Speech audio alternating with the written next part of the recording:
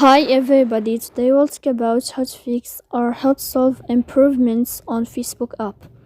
To know how to fix or how to solve improvements on Facebook app, you should just go to settings as you see and you can click. After that you can click on apps, default apps, app settings.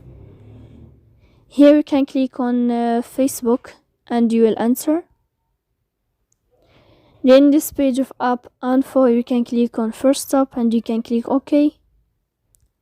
Then you will enter to storage. Here you can click clear cache. Don't click clear data because that can cause you errors in your app. In the end, you can turn off your phone and you can wait a moment to turn on your phone again. So please don't forget to support us by like and subscribe. See you next time in another video, and thank you for watching.